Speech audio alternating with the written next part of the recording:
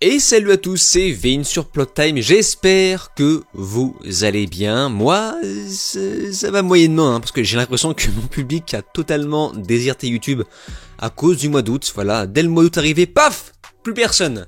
À tel point que j'ose à peine certaines vidéos, c'est pas une blague, genre. Là, vraiment, je me dis, est-ce que je sors une vidéo? Parce que je me dis que si je sors une vidéo, ça va bider, voilà. Donc, sous peine de rebider et tirer mon algorithme vers le bas. Bref, je vais donc me contenter de vidéos simples comme celle-ci, en off, comme un podcast. Et bah moi ça m'arrange car je suis physiquement pas présentable, voilà. Donc pour faire simple, je me suis rasé. Voilà. Pour ceux qui me suivent sur Instagram, je pense que vous avez déjà vu le résultat.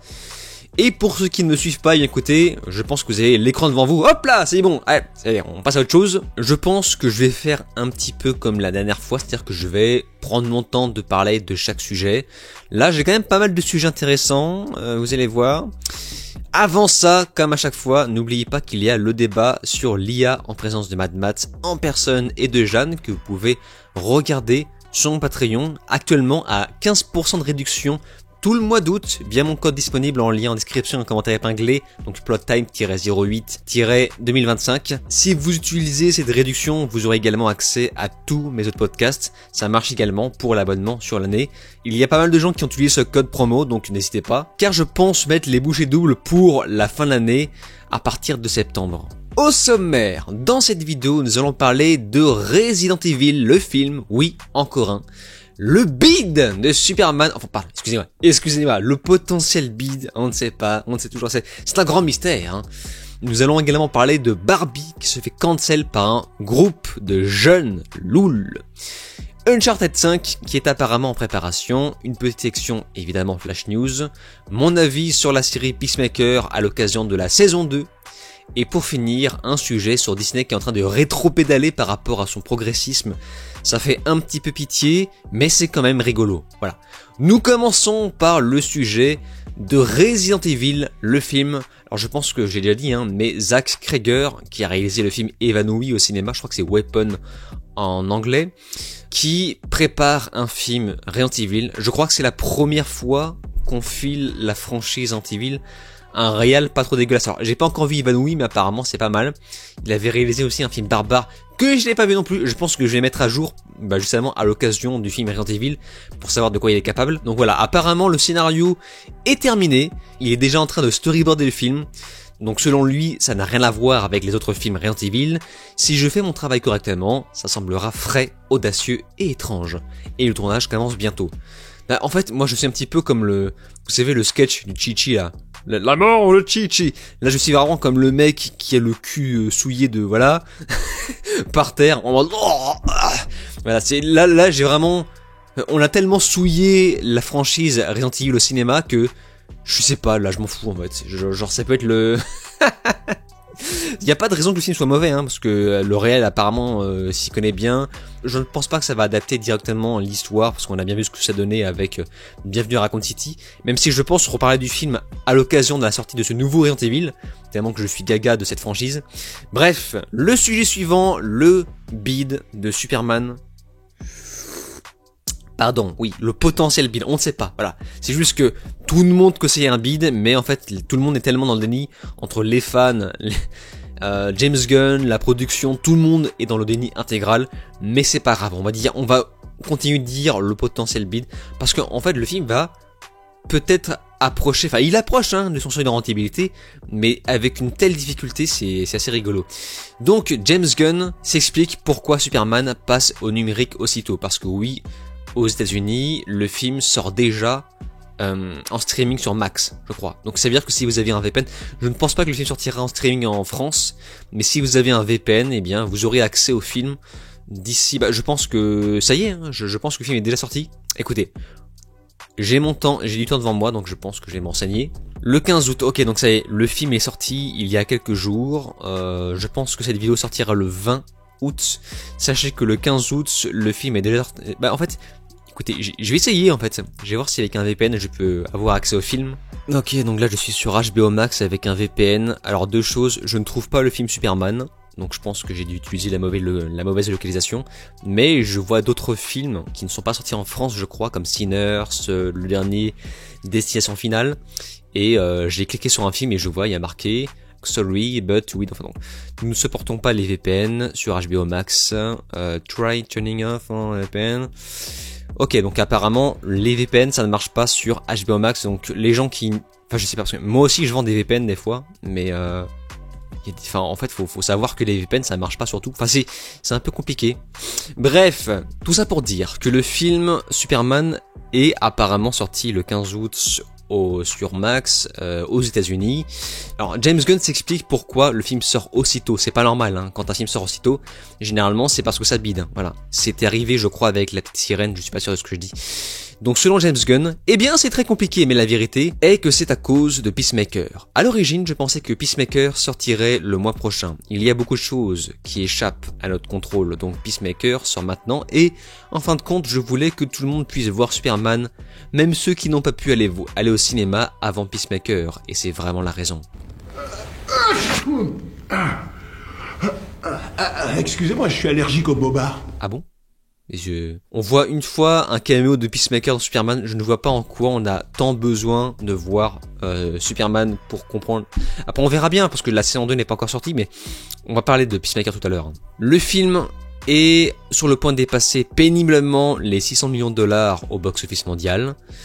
Tout comme il a mis du temps à dépasser F1 qui a coûté moins cher. Donc la faute en revient également au cinéma de façon générale. Les gens désertent les cinés, principalement en France, donc pays dans lequel Superman a floppé. L'occasion d'en faire une vidéo entière à ce sujet. Je pense que j'ai préparé tout un dossier pour expliquer pourquoi les gens, pourquoi la pop culture, selon moi, commence un peu à se casser la gueule. Je pense que c'est périodique. Il y a des périodes où ça se casse la gueule, il y a des périodes où ça se relève. Donc voilà, ça c'était l'avis de James Gunn. Je pense qu'il se fout un petit peu notre gueule. Voilà, faut arrêter les conneries. Le film sort sur Max parce que ça bide. Voilà, si un film fonctionne au cinéma, jamais de la vie il sort sur Max, mais jamais de la vie. Arrêtez de vous foutre de notre gueule, s'il vous plaît. Le sujet suivant, le cas de Barbie. Le 8 août, à Noisy-le-Sec, une projection gratuite en plein air du film Barbie, choisi par les habitants dans le cadre d'un programme estival, a été annulée. Un groupe de jeunes s'est opposé à la séance, affirmant que le film promouvait l'homosexualité et portait atteinte aux femmes. Face à des menaces et un climat tendu, la mairie a préféré interrompre l'installation du matériel pour éviter tout incident. Le maire a dénoncé une comité de censure et, avec la ministre de la Culture Rachida Dati, a porté plainte. Une enquête est en cours et la projection devrait être reprogrammée avec peut-être un débat public autour du film. Voilà. Alors ce qui est rigolo, c'est que bon, c'est Seine-Saint-Denis, je crois. Le film en gros a été censuré par un groupe de jeunes, je mets de gros guillemets à jeunes, et c'est marrant parce que ça a été censuré pour exactement les mêmes raisons que le film a été interdit dans certains pays, notamment au Liban, au Koweït, en Algérie et au Pakistan. Voilà. Donc je ne vais pas trop m'exprimer sur le sujet car je vais probablement reparler du film Barbie dans peu de temps, une dernière fois. Ça me fait pas plaisir, vraiment ça. J'hésite même à la faire. Est-ce que je fais une vidéo, une ultime vidéo, enfin pour parler un peu plus en profondeur de Barbie, mais aussi pour parler de son impact sur la culture, le cinéma, le box-office également, parce que le film a cartonné. J'aimerais bien revenir sur ça une dernière fois. Une dernière vidéo casse-gueule. Enfin bref, voilà. Je vais pas trop m'étaler dessus. Parce que voilà, sujet casse-gueule. Mais je vais revenir bientôt sur Barbie. Sachez-le. Le sujet suivant, on va parler un petit peu de jeux vidéo avant la partie Flash News. On va parler un petit peu de PETA, l'association Troll. Alors PETA, pour ceux qui ne savent pas, c'est l'association de protection pour les animaux. Qui, pour moi, c'est vraiment, ce sont des clowns. Ces mecs-là sont des clowns. Même les gens qui sont favorables à la défense des animaux, les écolos et j'en passe, les trouvent complètement ridicules. Tout le monde trouve cette association complètement ridicule.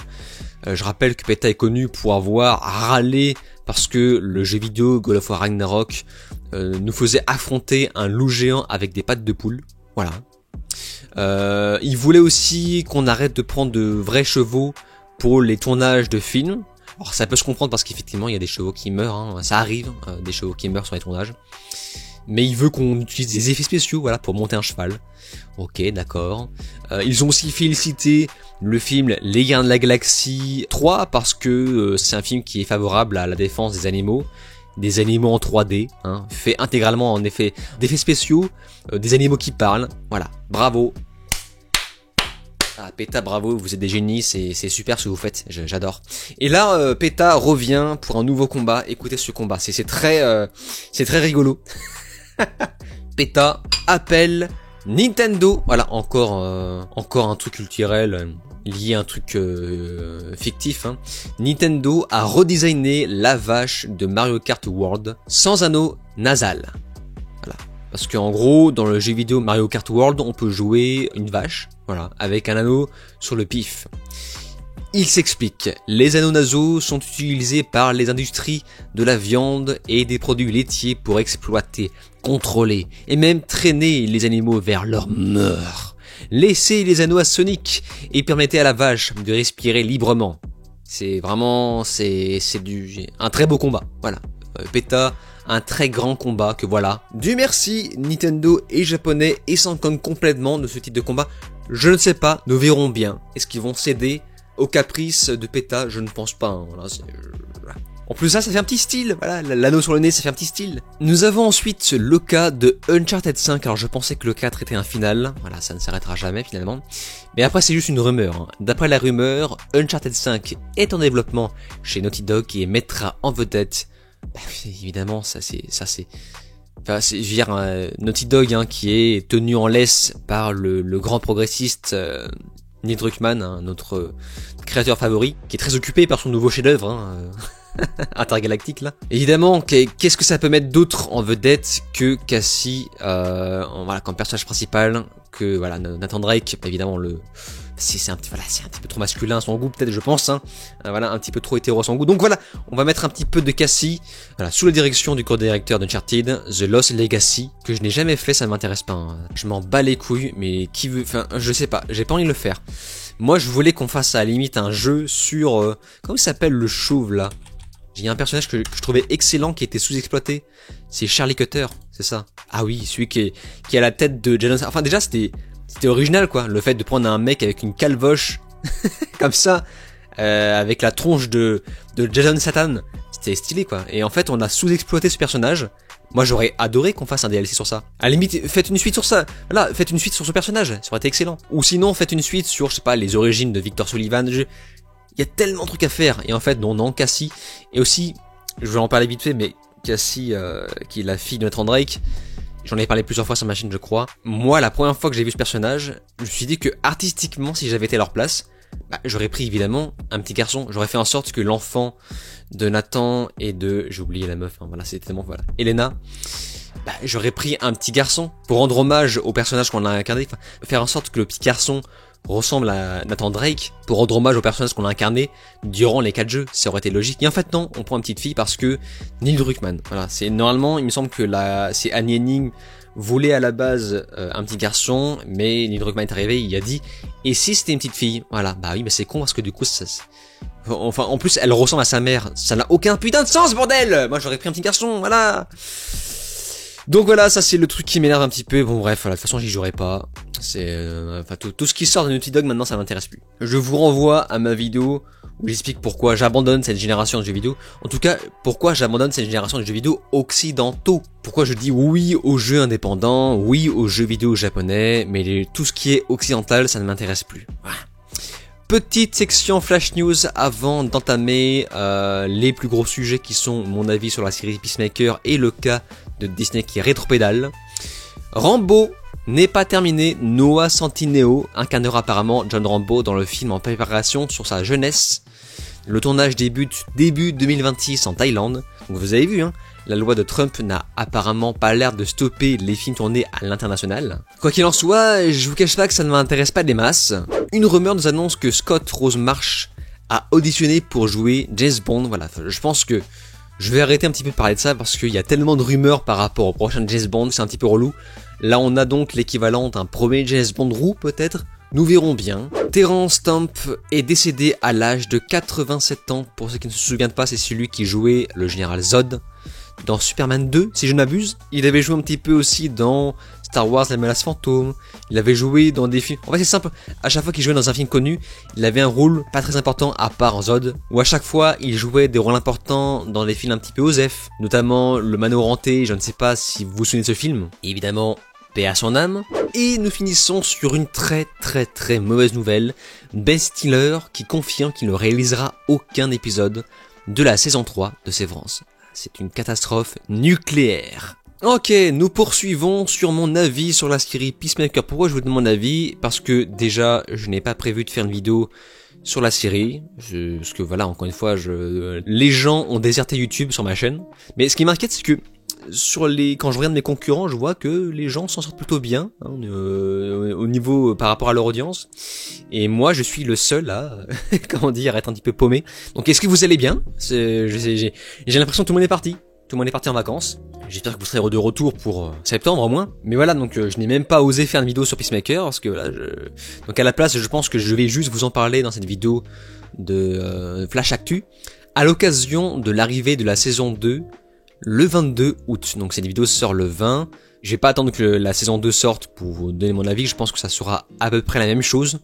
Déjà, ce qui m'a rassuré, donc j'improvise totalement, hein, ce qui m'a rassuré quand j'ai regardé cette série, c'est que je confirme le fait que je n'ai pas de haine envers James Gunn. Voilà.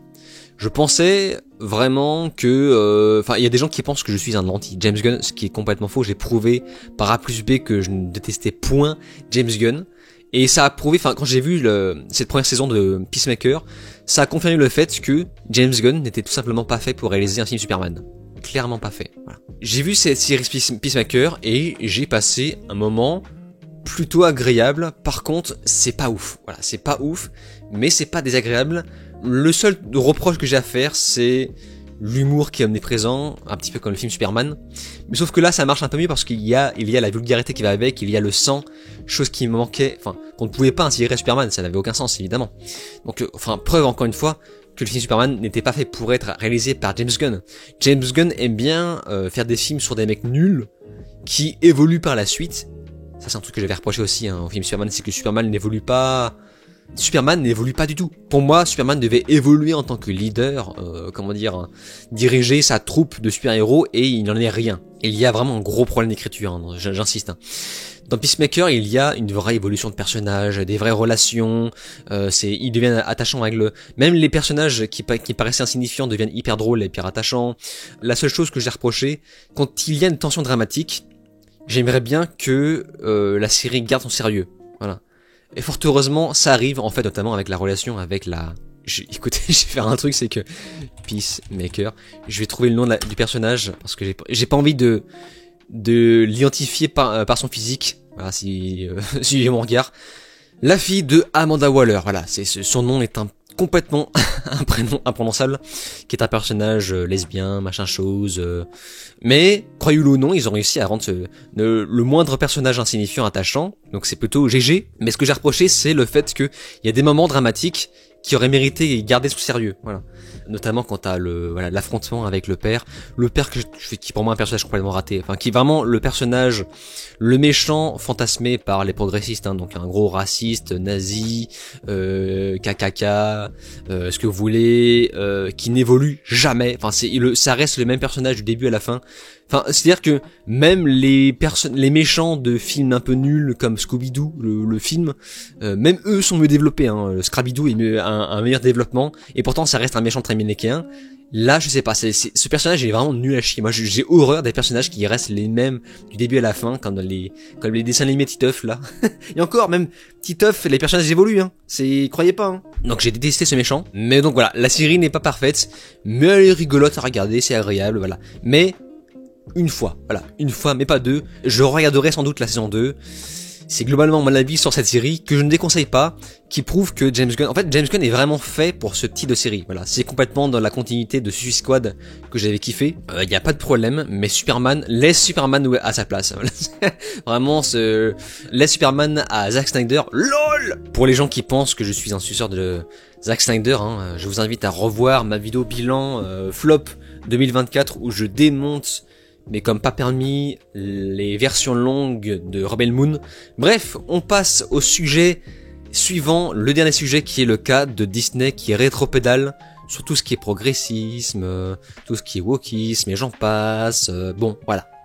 Déjà, début 2025, Disney annonce qu'il ferme le département des UI.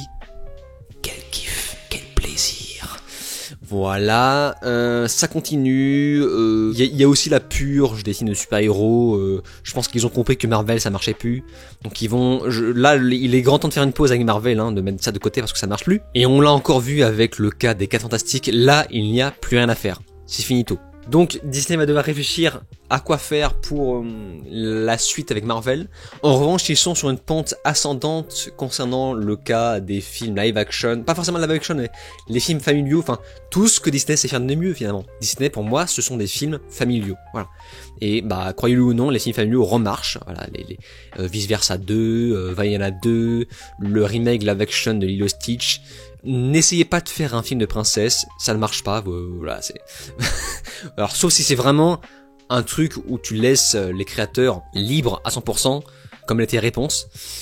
Bref, tout ça pour dire que Disney continue tranquillement son petit rétropédalage, et on le voit à nouveau avec le cas de Gina Carano. Alors ça se prononce bien Gina, hein, et pas Gina. Avant, je pensais que G et I, c'était Guy en anglais. Voilà, je comprends rien. Enfin, de toute façon, les prononciations, j'ai beau essayer d'améliorer en anglais, c'est catastrophique. Gina Carano et Disney ont enfin réglé leurs différends juridiques. Gina Carano a récemment conclu un accord avec Disney et Lucasfilm concernant son licenciement de The Mandalorian. Alors pour ceux qui ont la mémoire courte, rappelez-vous que Gina s'était faite virer de The Mandalorian. Voilà, on l'avait effacé de l'histoire parce qu'elle postait des posts politiques, voilà, ouvertement politiques, qui étaient un petit peu l'équivalent des posts de Pedro Pascal, hein, qui étaient assez vénères, assez salés, mais dans l'autre sens, dans l'autre camp. Et ça n'a pas plu à Disney, parce que Disney se positionnait politiquement ouvertement. D'ailleurs, Disney, c'est ce que j'avais remarqué, pendant ma période où je commençais à faire mes dents sur la découverte du quota, de la DEI, de l'EDG, du wokisme et tout ça. J'ai fait ma petite enquête et j'ai remarqué que le moindre acteur engagé par une production qui appartenait à Disney, que ce soit les films d'animation, les productions Marvel, je voyais que chaque acteur, le moindre acteur, était démocrate. Voilà, c'était un acteur qui votait démocrate. Le moindre, hein, le moindre. Donc ça prouvait que à Hollywood, si tu voulais percer, il fallait absolument voter dans le bon camp. Et d'où ce renvoi de Gina Carano qui a ouvertement montré qu'elle ne votait pas dans le bon camp. Mais le vent a tourné, il s'est passé tout ce qui s'est passé. Je ne vais pas revenir sur tout ce que j'ai expliqué dans ma vidéo sur la trompette infernale. Donc Gina Carano a conclu un accord avec Disney et Lucasfilm. Cette entente met fin à la poursuite en justice qu'elle avait engagée en 2024, alléguant un licenciement abusif et une discrimination fondée sur ses opinions politiques exprimées sur les réseaux sociaux. Alors c'est très simple, hein, Disney et Lucasfilm ont juste eu la flemme de poursuivre. Ils se sont dit, à quoi bon, enfin, c'est du temps, de l'énergie, de l'argent perdu. Ils ont suffisamment perdu d'argent comme ça, à quoi bon continuer, voilà.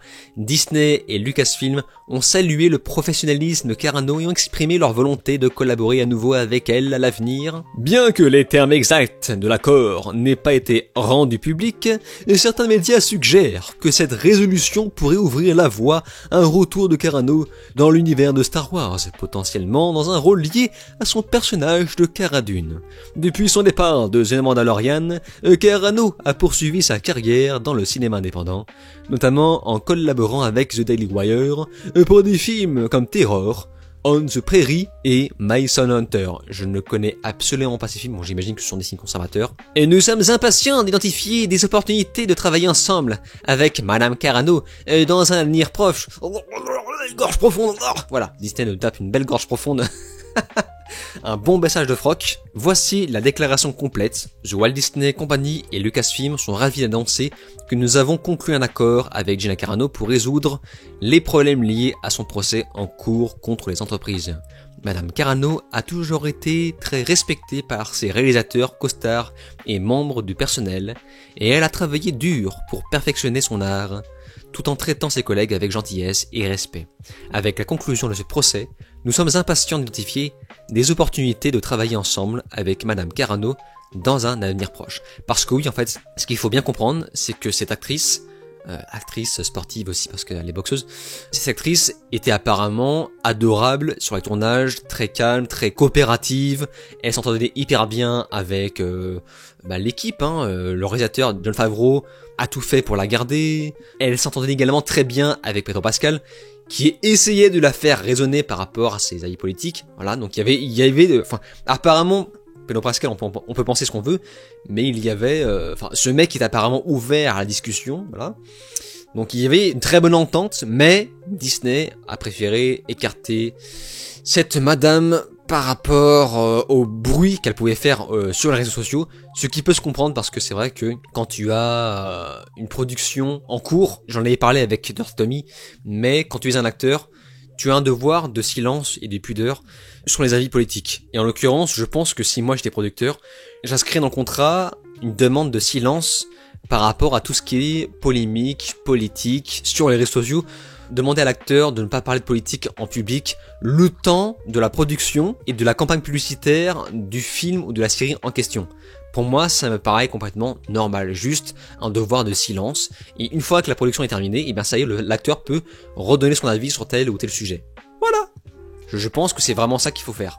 Donc ça veut dire qu'on ne censure pas l'acteur, sauf pendant la période de production. Pour moi, c'est vraiment ça. C'est un petit peu comme quand on demande à un acteur de ne pas spoiler le scénario. Ça devrait être pareil pour la politique. On ne donne pas son avis sur les sujets sensibles comme ça. Voilà, on l'a bien vu avec Rachid Zegler, ça a foutu le bordel.